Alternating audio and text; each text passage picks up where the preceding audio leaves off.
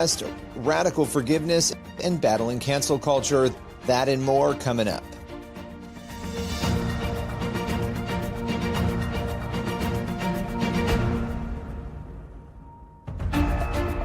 Welcome to Newsmakers, a show where we go behind the headlines each week to bring you interviews with pastors, entertainers, politicians, and other notable news figures. On today's Newsmakers, we begin with an interview with Dr. Shafir Botner. He's an Israeli helicopter paramedic who saw firsthand the horror of Hamas's terror attack, and he joins us to share his experience and a warning to the West. Let's welcome him here to Newsmakers. Well, I appreciate you joining me today. Let's start with October 7th. We obviously are here at the one-year anniversary of that horrific event. What is going through your heart and your mind as you reflect on this past year and the fact that it's been 12 months? I mean, it's almost unbelievable. Actually, yeah, that's unbelievable to think that we are a year from that horrific Saturday, October 7. It's been I don't know if crazy year is the right term. It's unbelievable year. I never even imagined that we will have such a year. The people who live in Israel, it's quite, I would say, normal to have crazy or intense life, but I have never imagined it will be a year of war. And unfortunately, we can't see the end. Of course, we are more optimistic these days from the day on October 7, but we still cannot see the end. But we are optimistic. Well, and being optimistic in light of all that's going on, obviously, as we're talking, there was just an attack by Iran, and there's a lot that's still, undecided on where that will go next and how Israel will fully respond to that. But we're not really here to talk about that as much as we are, and we can touch on that if you like. I really want to go back to October 7th because your experience, doing the job that you do, saving, helping, rescuing others. Take us through your morning that day. How did it start and what unfolded? Well, it was my Saturday off. I was at home. And like the rest of the people in Israel, I woke up from the sirens that were being all over. I know it sounds strange, but from time to time, that's what's happening in Israel. The sirens with no any pre-notification. But on that morning, it felt different, because the sirens were all over, dozens of sirens in less than a minute. And to be honest, the first few moments, I thought it was false alarm. From time to time, I thought maybe it's a technical problem with the system and false alarms. But on my mother app, my Magen David Adom organization, the national organization in Israel, we have an app, and I saw notification that injuries around Israel, about injuries. So I realized it's not a false alarm, and I realized that something big and different, unusual is happening. So I did what I used to do, every time it's happening. I put on my uniforms, went on my car towards the place they need me. I live in the south of Israel, so the natural place for me to go were in Beersheba, the big city, the capital city of the south of Israel. So I went over there, but in a very short time I got a call that I'm needed at our helipad, the place that our helicopter is located. We have one helipad on the north of the country and one on the south. One part of my job in Magen David Adom is a Medivac paramedic, and I'm once a week I'm doing 24-hour shift. On a daily basis, I'm the manager of the paramedic school in Magen David Adom. So I went to the helipad, and we started operated another helicopter since even before noon. That was the first time I went on the helicopter on October 7th. Even, by the way, without knowing the real size of the event. We didn't realize what is happening around us. We know there are sirens, missiles, And that's the only knowledge I knew on the moment I went on the helicopter. I know there are many injuries, but I had no clue about what's happening in the kibbutzim and the small suburbs next to the Gaza Strip. Before we go, if you had a critic in front of you, somebody who you could say, hey, I want to help you understand this, a critic who doesn't believe that Israel should be behaving in the way that they are, that Israel shouldn't be responding, what would you say to those people to help them understand? Well, I think people will understand the best when the situation reach personally to them. Many people think about Israel as a small country. Perhaps it's important to them, perhaps not. A small country somewhere in the Middle East, many of them, the most popular saying to say for those who critic is from the river to the sea. And many people don't even know which river and which sea they are talking about.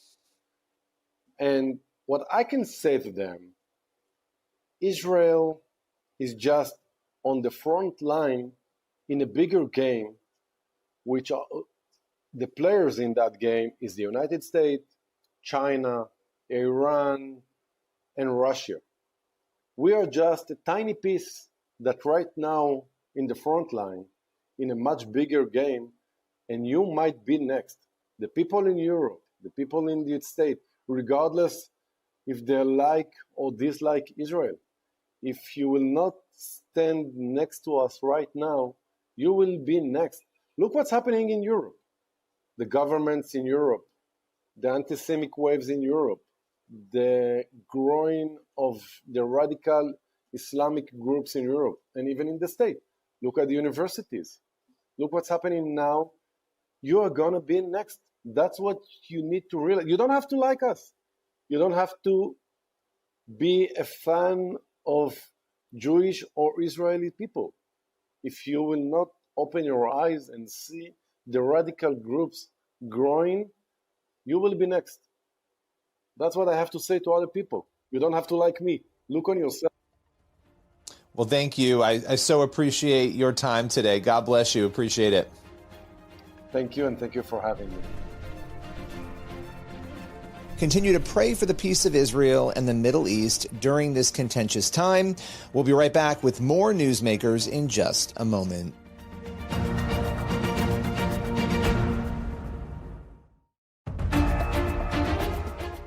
Welcome back to Newsmakers. Next up, the world was horrified when journalist James Foley was beheaded by ISIS in 2014.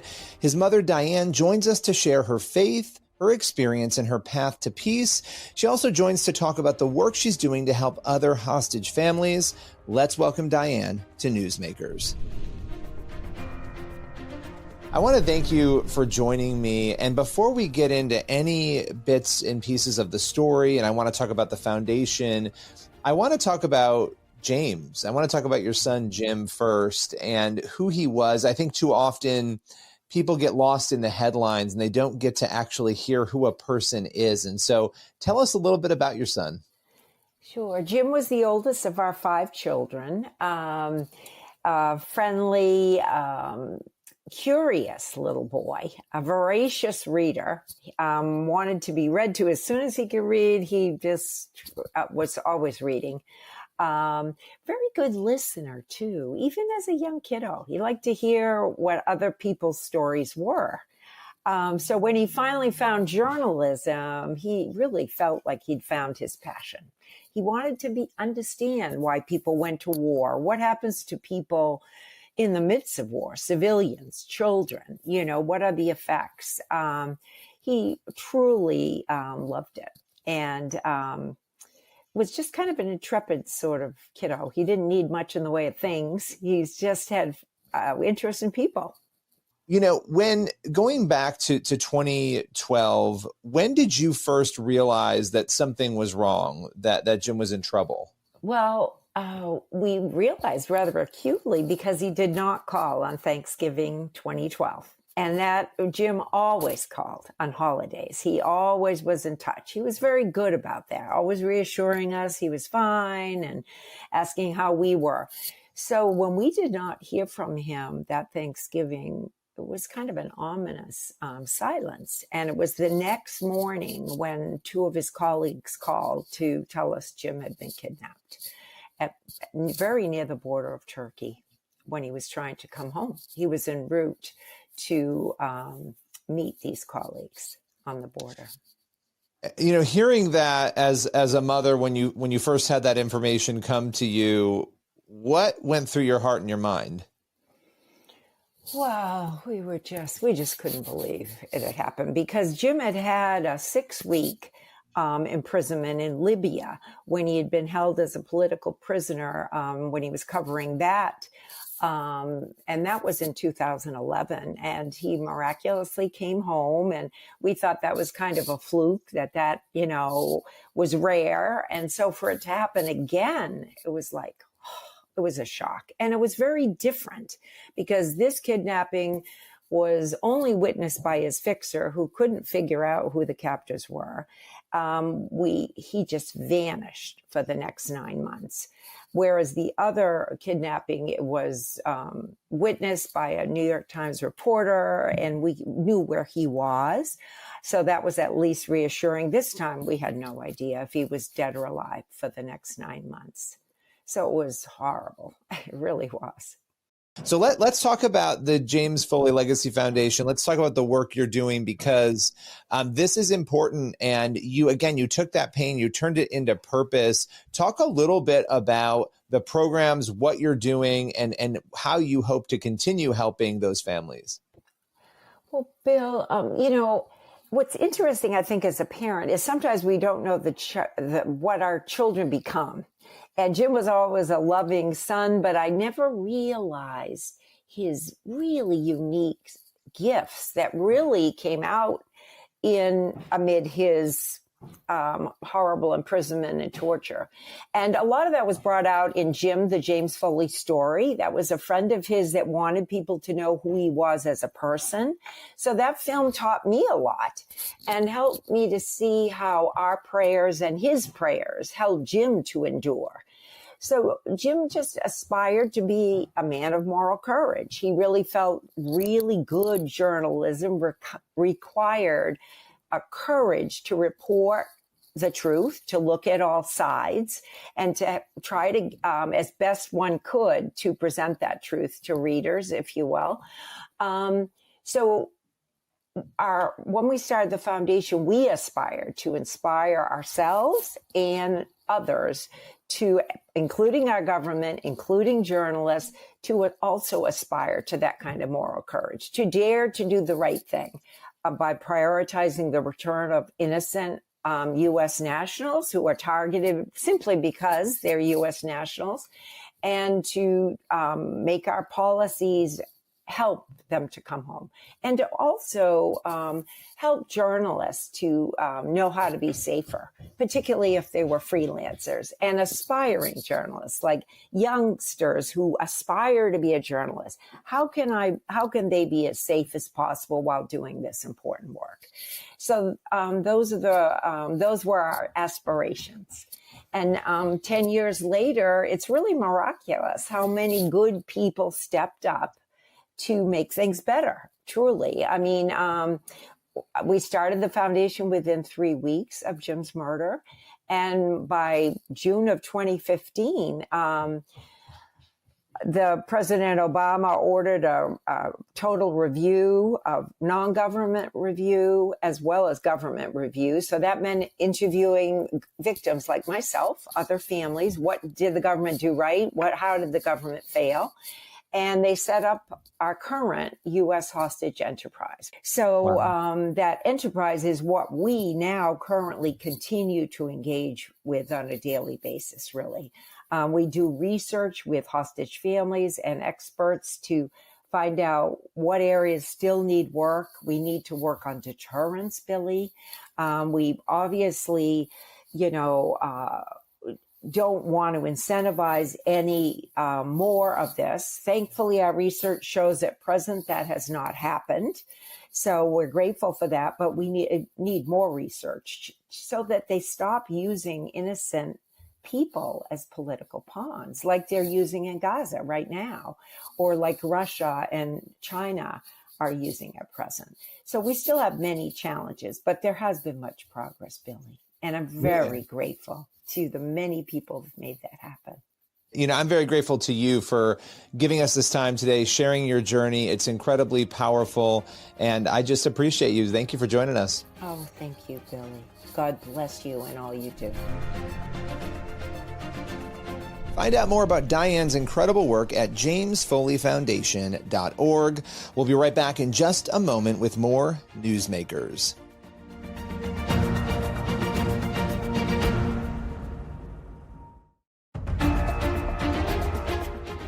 Welcome back to Newsmakers on the CBN News Channel. For our final segment, we're sitting down with Dr. Corey DeAngelis, a prominent education advocate who has been in the headlines over the past couple of weeks over negative press stories surrounding past revelations about his past, things that had happened years ago that he has now been forced to respond to. He is going to join us to talk about that here on Newsmakers. Corey, you have had an intense couple of weeks here. You've been in the headlines over the past week in particular, and not necessarily for the education work that you do. And so we're going to talk a little bit about that. But what has it been like to deal with the intensity of that? Yeah, I mean, it was tough at first, but since I've been able to go public, it has been a huge turnaround. The public support from people on our side has been overwhelming, and it's been a great turnaround. But look, I put a public statement out there on X, formerly known as Twitter, just acknowledging what happened. Look, there are images and videos circulating of me from my college days about a decade ago that I'm not proud of. They're embarrassing. I'm nude in those videos and pictures. And, there has been a cancellation attempt from the left in particular and my political opponents trying to accuse me of hypocrisy. Their claims fall flat. There's a good article by Robbie Suave at Reason Magazine where he knocks down those accusations. But, look, I was kind of lured into this at a young age. I was an adult. I did make those decisions. I'm not proud of those decisions, but I can see how it can be deceptive, and the entire industry can be deceptive, especially for young people. I'm consistent. I don't want this kind of material to be in front of children in the K-12 education system before they are consenting adults. If I was able to be lured in to make bad decisions as a young adult in college, just imagine how much worse it could be for younger people. So I fought against this kind of material being included in the classroom. I've been consistent. I've changed my life. People change over time. And you can be consistent in supporting something for adults while vehemently opposing it for children. And Chris Rufo at the Manhattan Institute has been a huge supporter throughout this entire process. He has done 2 tweets in support of me. And he pointed out in his most recent one, quote, "Cancellation requires consent."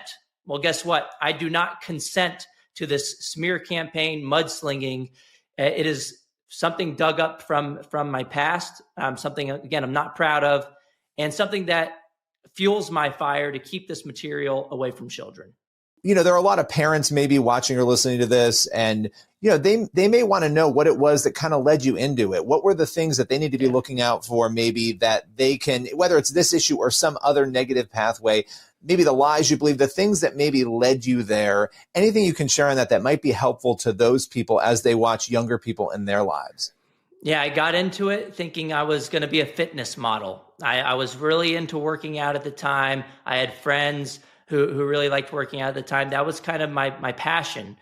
And there were inquiries about that. I got into some fitness modeling, but it turned into something that turned into the mistake that I made. And the industry that tried to pull me in was deceptive in that they said it was going to be one thing. It actually ended up being something else. And then once you're in it, it's even harder to get out. I did get out very quickly, But it becomes even more difficult when they try to get you to do things that are against your own nature by waving tons of money as a carrot in front of you to try to get you to do things that you would have never thought in your wildest imagination that you would even consider doing. So I would say, have a family that's close to you, have a sense of community that you can talk to these about these things with, and just, the more open you are with your community, the more likely you're going to go down the right path. All right. So Corey, where do you want people to go if people want to get more information on your work, on what you're doing on the education front? Where can they go to do that? You can follow me on Twitter, now X. It's at DeAngelis Corey. Hopefully Elon Musk will follow me after this episode too. He responded to my tweet. But you can also check out my book, The Parent Revolution, and we have a separate episode. You and I talked about this book in more detail. It's a national bestseller. It was endorsed by President Trump, and also on the back you can see Ted Cruz's endorsement. He says, you can ruin Randy Weingarten's day by reading this book. She's the head of the teachers union. I dedicated the book to her for overplaying her hand and inadvertently doing more to advance school choice and homeschooling, which is at an all-time high now, than anyone could have ever imagined. They messed up by fighting to keep the schools closed. They showed their true colors and showed parents what was happening in the classroom through remote learning, which we should have just called remotely learning. There wasn't a lot of learning going on, but families have woken up. They're never going back to sleep. And this parent revolution is going to continue. And so thank you, Billy, for having me. And I look forward to chatting with you more via text, and hopefully we can do another one of these episodes soon.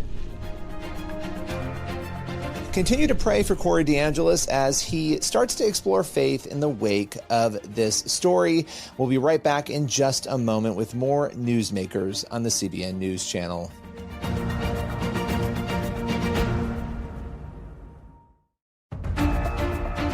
That's all for Newsmakers. Thank you for watching, and be sure to head on over to the CBN News YouTube channel. That's where you'll have a chance to watch the full interviews that you saw on today's episode. Plus, you can check out our daily Newsmakers podcast. We feature one full interview every single day. Be sure to subscribe on your favorite podcast platform. As for this show, we'll see you again next week.